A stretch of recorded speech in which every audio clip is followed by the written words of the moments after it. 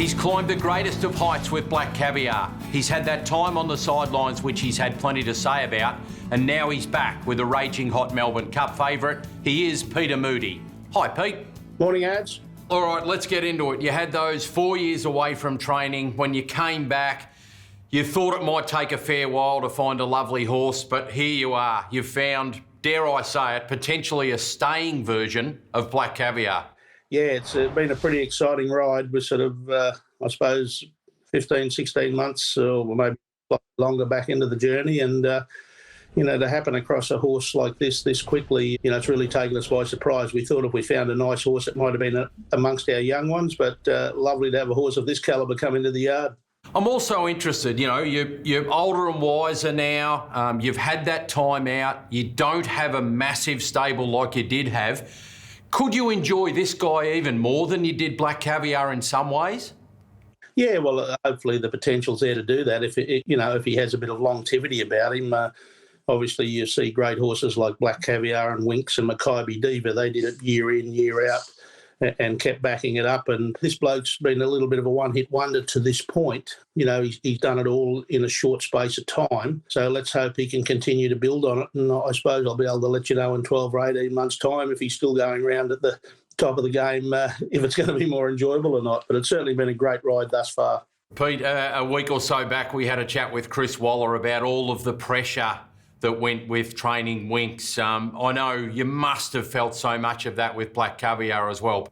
Yeah, well, I suppose when you're sort of the custodian, really, you're not the trainer. You become the custodian after a certain period of time, and you've got to protect this great sort of jewel in the crown of our sport.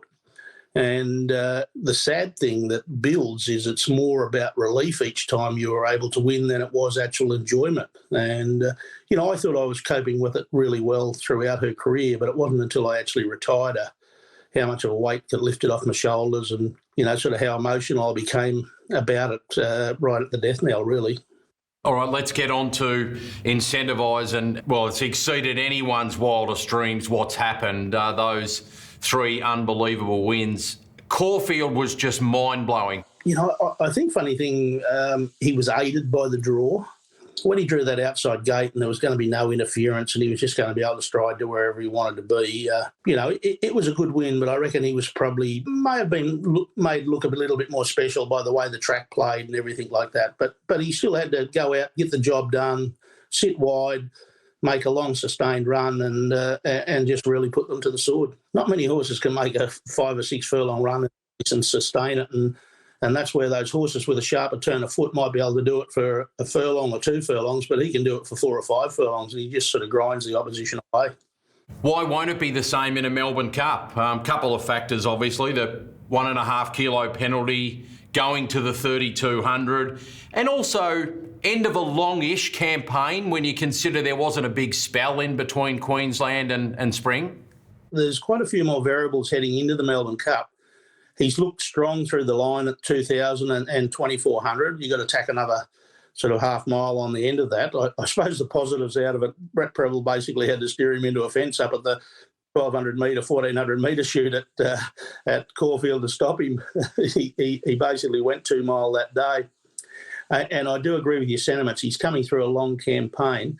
The Caulfield Cup was his target race because we knew he was going to run a strong 2,400. He was only going to need a couple of runs to get there. So he's won his target race. I don't want to suggest that the Melbourne Cup's an afterthought, but job is done for him. And, he's achieved really what we set out to do. Now the Melbourne Cup, it's a massive carrot and the horses come through the race well. So you've got to have a crack, and he's probably never going to get another opportunity to do it. He pays the penalty, but we were prepared to do that. It's going to be no easy task, and then you take on last year's Cup winner and throw in a few more internationals. It would be hard to suggest the horses that have finished behind him at his last couple of runs could turn the tables.